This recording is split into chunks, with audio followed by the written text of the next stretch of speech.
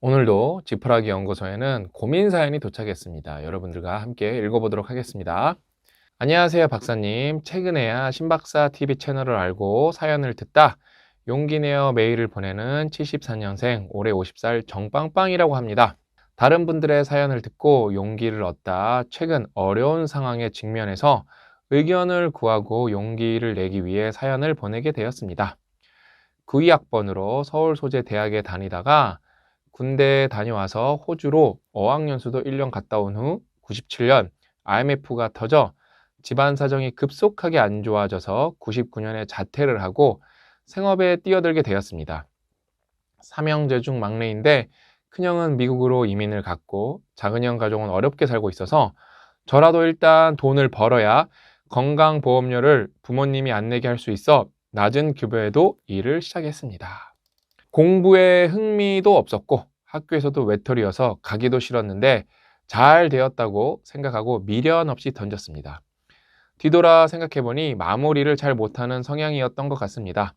극복하려는 노력조차 안 했던 거죠. 그렇게 2, 3년 일을 하다 시중 대형은행에 운 좋게 계약직으로 취업되어 5년 근무하다 35살이 되던 2007년에 정규직으로 전환이 기적적으로 되었습니다. 잘 되셨네요. 그리고 2006년부터 방송통신대학교에 3학년으로 편입하여 졸업장을 따야겠다고 결심하고 학교도 다니고 있었습니다. 방송통신대를 우습게 알았다가 1학기 전체 빵꾸를 내고 2학기부터 정신 차리고 주말에는 동호회에서 공부를 하기 시작했습니다. 물론 결혼은 생각도 안 하고 다행히 어느 정도 급여를 받고 부모님도 아파트에서 아이를 잘 봐주는 할아버지 할머니로 소문이 나면서 대단하시네요. 맞벌이 부부 아이를 돌보면서 괜찮은 수입이 들어오기 시작했습니다. 되게 잘 됐네요. 2008년 대학교를 졸업하고 학사학위를 받고 나중에 기회가 되면 대학원을 가야겠다고 막연하게 생각을 했습니다. 은행에서는 시간이 지날수록 경력도 쌓아가고 업무도 능숙해지는데 공채 출신이 아니다 보니 진급과 대우도 차별이 심했습니다. 그래도 부모님이 자랑스러워 하시고 급여는 체불 없이 잘 들어오는 걸 위안 삼으면서 억지로라도 긍정적인 생각으로 다녔습니다. 그러다 2014년 좋은 배우자를 만나서 결혼도 하고 저를 닮은 아이도 갖게 되어 가정을 꾸렸습니다. 서울에서 전세로 열악하게 시작하여 16년에는 아파트를 대출 한도를 끌어다가 구입했습니다. 그게 많이 올라 현재는 큰 자산이 되었는데 와이프 말 잘 듣기를 잘한 거였습니다. 대출을 받을 때 엄청 쌓았습니다. 44세에 30년 대출을 받으면 나는 평생 일 안 하는 소리냐? 내가 은행 자동화 기기냐? 왜 남자만 돈을 버냐고? 이젠 그런 시대와 분위기는 아니지 않냐고 엄청 쌓았는데 깨갱하셨겠네, 결과론적으로. 2년 동안 전세를 3번 이사하면서 그때마다 싸우고 지쳐서 저도 내 집 있는 게 편할 것 같아서 그냥 질렀습니다. 그래도 은행 생활은 시간이 갈수록 재미가 없었습니다. 후배가 먼저 진급하고 나이는 40대 중반에서 후반으로 가는데 미래에 대한 불확실성이 더 커져갔습니다. 그러다 2018년에 은행에서 대학원 등록금 신청자 전부 지원하는 걸로 바뀌면서 좋은 기회라고 생각하고 대학원에 진학했습니다. 2년 동안 열심히 공부하여 4학기 만에 성적 우수상을 받고 석사학위를 취득했습니다. 아이가 5살 때부터 아빠는 주말에 도서관에 공부하는 사람으로 알아서인지 아빠는 공부를 좋아하고 책 읽기를 좋아한다고 하면서 제 딸도 책 읽기와 메모를 잘합니다. 역시 부모님 따라가게 돼 있죠. 작년에 초등학교에 들어갔는데 400권을 읽어서 독서상도 받았습니다. 대단하네요. 지금도 주말에 일어나면 독서하고 갖고 싶은 게 뭐냐고 조부모님들이 물어보면 책 사달라고 하고 어린이 도서 가는 걸 엄청 좋아합니다. 설명도 잘하고요. 와이프한테 잘 키워주고 공부할 수 있도록 배려해줘서 정말 고맙다고 표현을 자주 하고 있습니다. 대학원 때부터 공부가 너무 재밌어지기 시작하면서 책 읽는 거에 가속도가 붙고 메모 정리하는 습관도 만들어지기 시작했습니다. 나이와 상관없이 머리가 윙윙 돌아가는 걸 느끼면서 인간의 가능성에 대한 늦음은 없다고 실감하고 있습니다.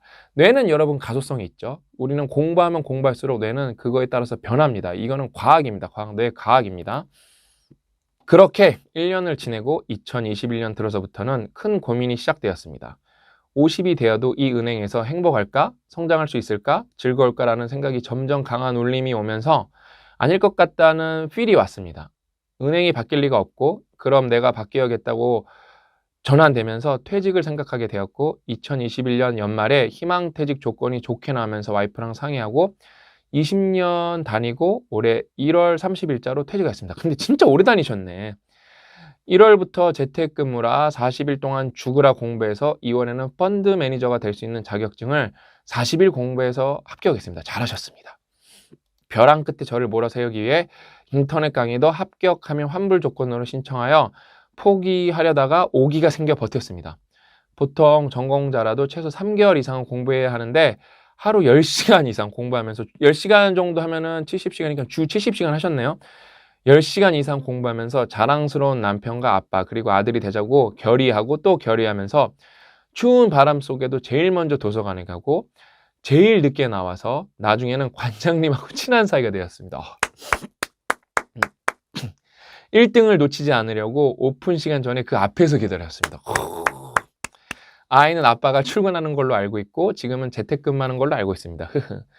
3월 초부터 이직 서류를 접수하고 있는데 21년 만에 써보는 이력서나 자소서가 양식도 많이 바뀌었고 내용도 달라져서 그런 컨설팅 해주는 앱이 있다는 걸 알았습니다. IT 강대국이 많네요. 이력서와 자소서를 며칠 전에 완성을 하고 지원을 하고 있는데 계속 떨어집니다. 자신감이 확 줄게 되었고 오늘 저녁에도 와이프가 노력은 하고 있으니 말은 못하겠고 만약을 대비해서 1년 이상의 생활비는 준비를 해둬서 당장은 안심이 되겠지만 불안해 보이는 것 같습니다. 나이가 많다고 정말 할 수 있냐고 물어보네요.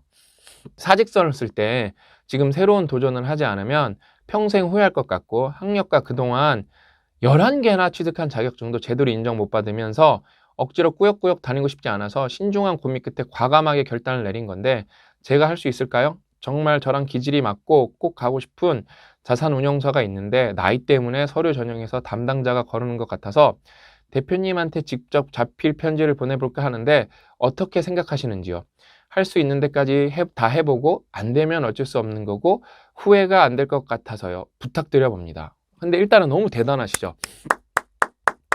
이 고민 전에 이 성장 사연이거든요. 성장 사연 플러스 이제 고민이라고 보시면 되는데 그냥 대단하시잖아요. 공부 열심히 하는 건 정말 귀감이 되고 정말로 훌륭하다고 저는 말씀드리고 싶은데 이제 이런 고민을 하는 분들이 되게 많으세요. 이제 뭔가를 하다가 내가 이거 너무 꼭 하고 싶고 여기 정말 꼭 가고 싶다. 이런 이유는 뭐 은행뿐만 아니라 어떤 다른 기업, 다른 종목에서도 이런 고민을 하시는 분들이 되게 많습니다. 뭐 충분히 이해가 되죠.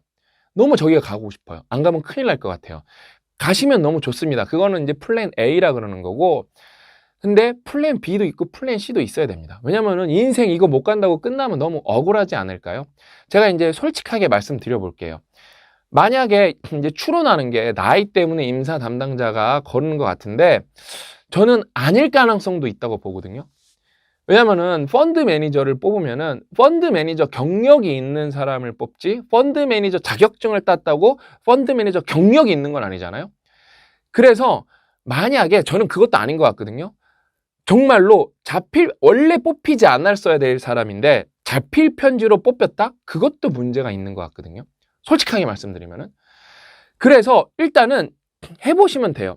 저도 이제 회사의 오너 입장으로서 자필 편지를 보냈다고 그걸 만약에 대표가 받았다고 해서 어떻게 보낼지는 모르겠어요. 이게 보낼 방법이 있으면 보내보시면 좋습니다. 그래서 만약에 그냥 나이 때문에 필터링 되다가 그거를 뚫는 기회를 얻고 그래서 공정하게 평가를 받아서 취업하면 너무 좋죠. 근데 잃을 건 없기 때문에 안 보내보실 이유는 없고 근데 제가 솔직하게 말씀드리고 싶은 거는 만약에 진짜로 그냥 경력이 없어서 안 되는 건데 그냥 자기 합리화할 수도 있거든요. 자기 합리화. 내가 나이 때문에 안 되는 것 같다. 이렇게 생각하실 수 있거든요. 그런 거가 사실 자기 합리화가 사실이 아니었고 그냥 진짜 다른 경쟁자에 비해서 경력이 부족해서 안 뽑히는 거였다. 이것도 생각을 꼭 해보셨으면 좋겠어요.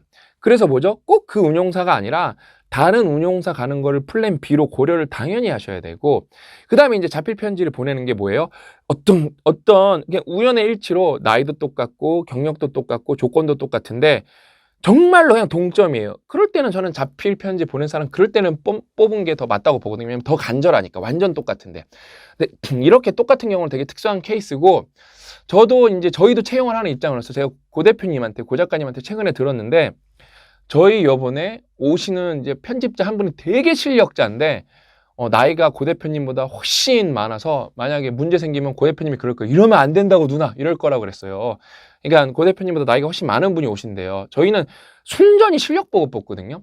그러니까 은행권은 근데 저도 잘 알아요. 되게 보수적입니다. 저도 은행에 다니는 친구가 많고 은행 가서도 얘기를 많이 나오는데 은행이 변화가 가장 느린 것 중에 하나는 맞습니다. 그래서 도전하는 것도 되게 격려하고 싶고 응원드리고 싶은데 너무 꼭 가고 싶은 운용사 가셨으면 좋겠는데 저도 고용을 하는 입장에서 냉정하게 말씀드리는 거예요. 이 정빵빵님이 정말 진심으로 잘 되셨으면 하는 마음에서 첫 번째 여기 가는 게 좋다. 자필 편지 보내도 문제 없다.